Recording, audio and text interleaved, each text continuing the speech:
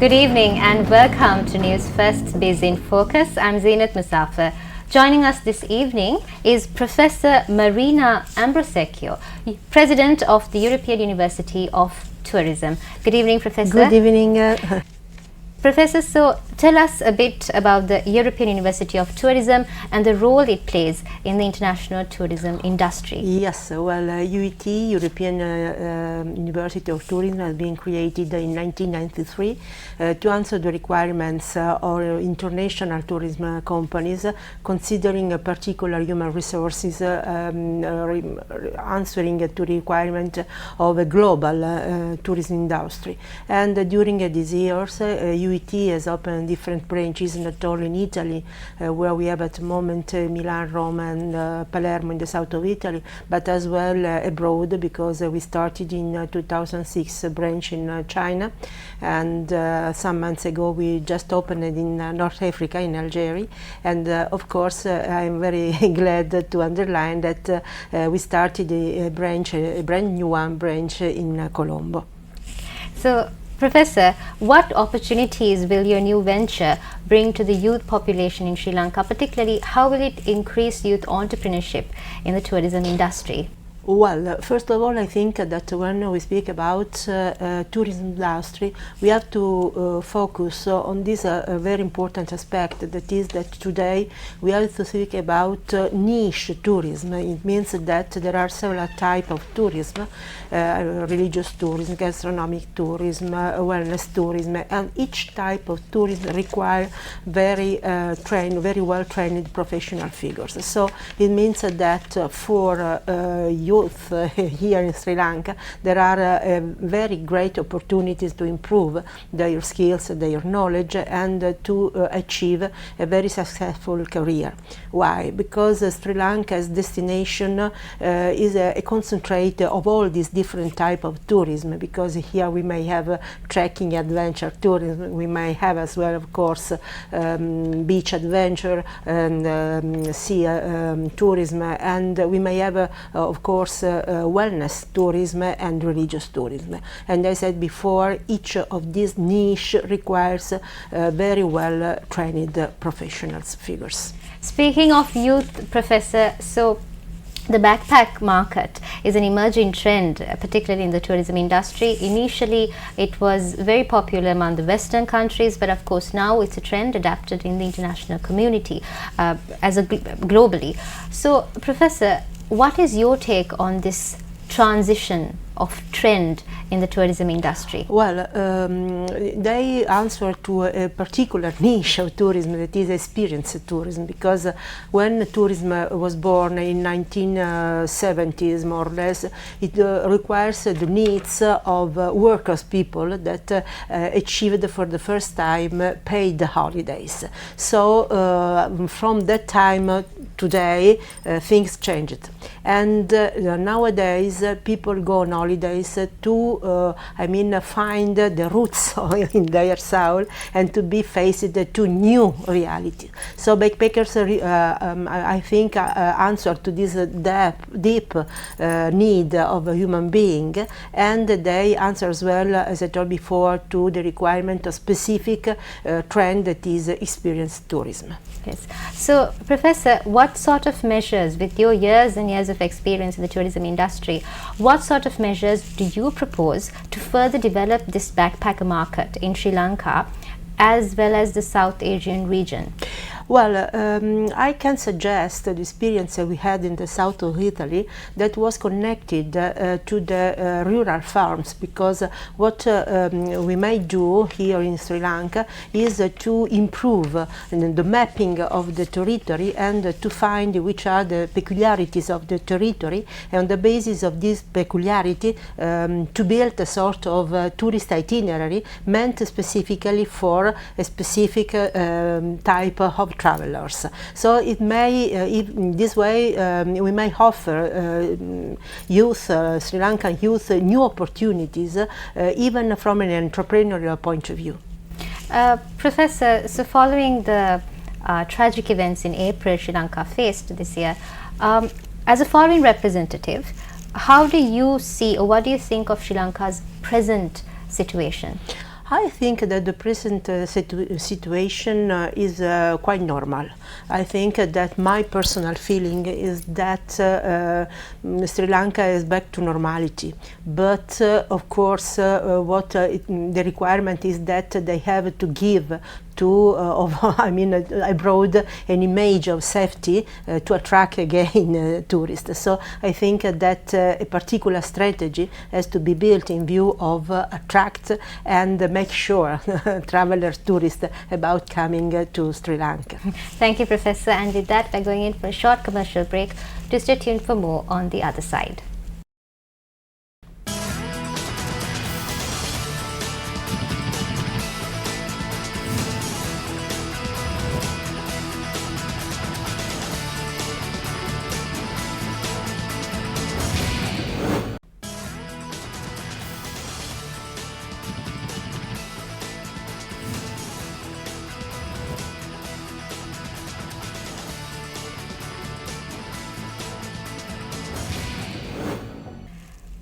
Welcome back to Biz in Focus. Joining us this evening is Professor Marina Ambrosecchio, President of the European University of Tourism.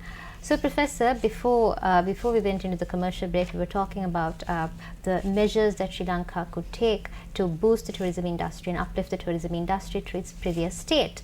From your point of view, Professor, what measures do you think Sri Lanka should take, the tourism industry should take, to develop it to its maximum capacity? Yeah, first of all, is a problem of image that is connected nowadays to safety, and so we have to work as community, as global community, because as a matter of fact, tourism. When we speak about tourism, we have to speak about global tourism. So, as a global community, our objective is to make a safe life of people traveling all over the world.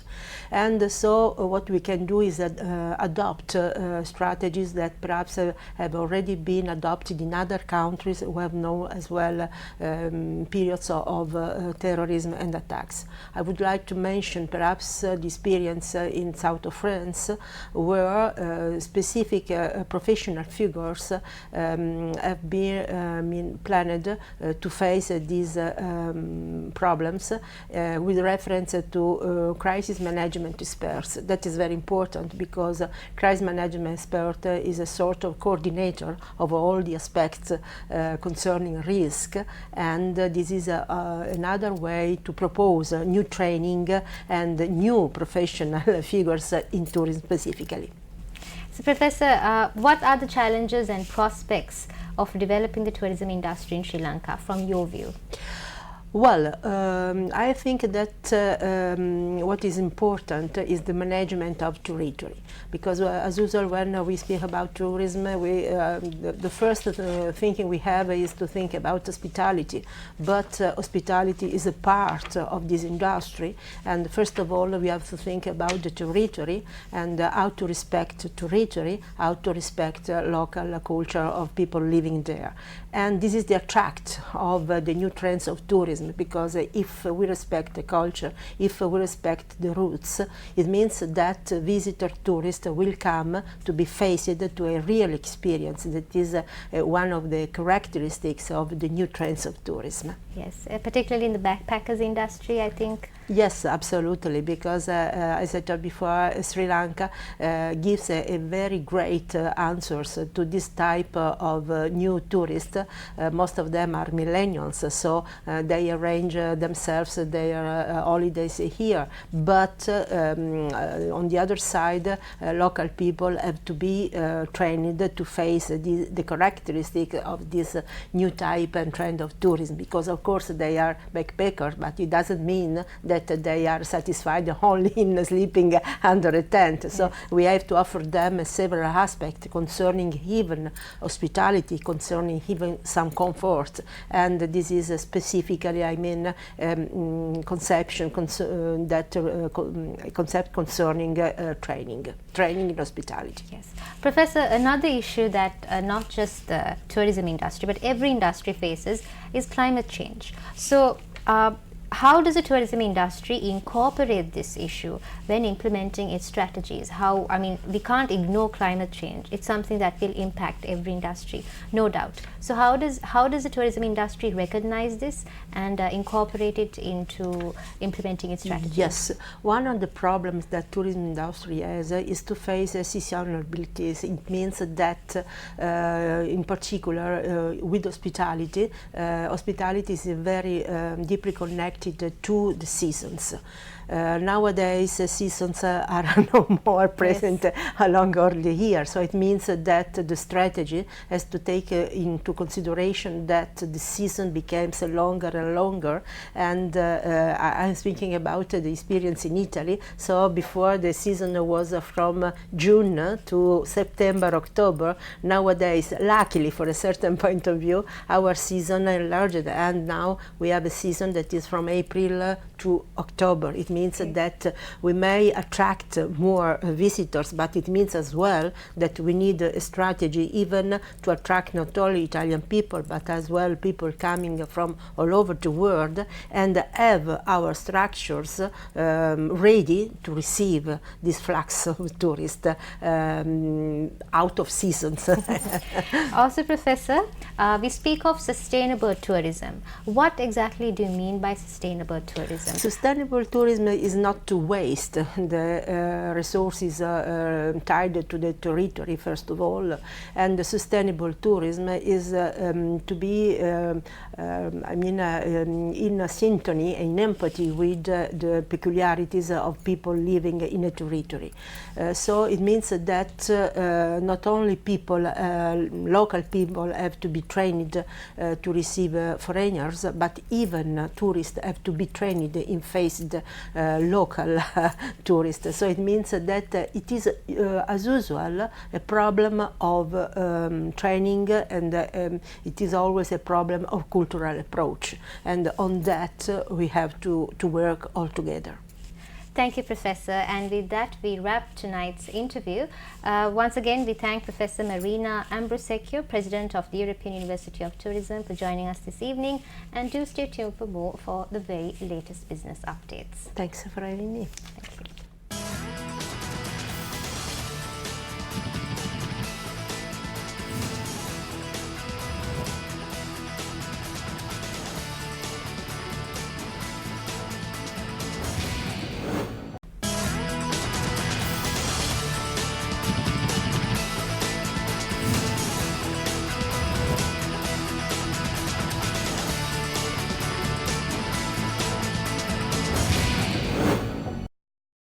The launch of the National Business Excellence Awards 2018 was held in Colombo last week.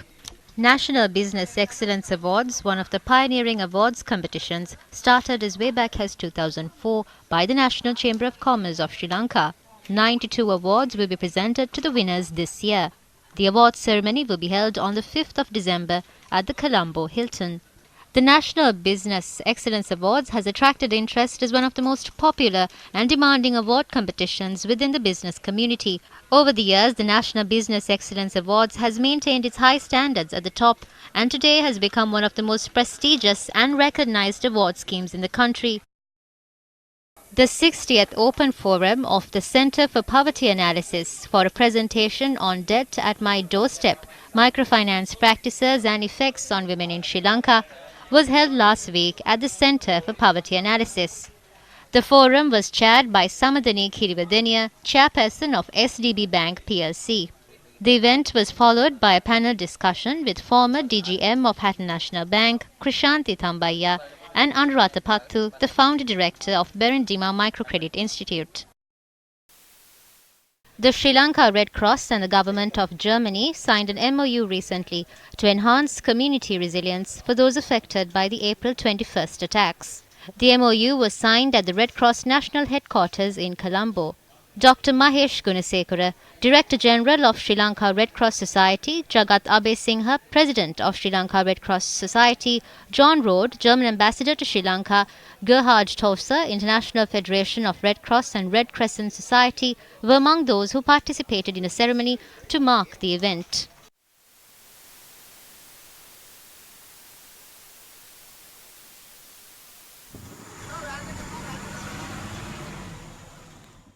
The inauguration ceremony of CIC Agribusiness's High Shade Tree Establishment Program for the local tea cultivation sector was held in Ratnapura recently. This is the first and leading high shade tree establishment program in Sri Lanka. CIC has plans to grow tea in 5,000 acres of land in the Sabragamu and southern provinces by 2021. And that's a wrap of Biz in Focus. Thank you for watching. Good night.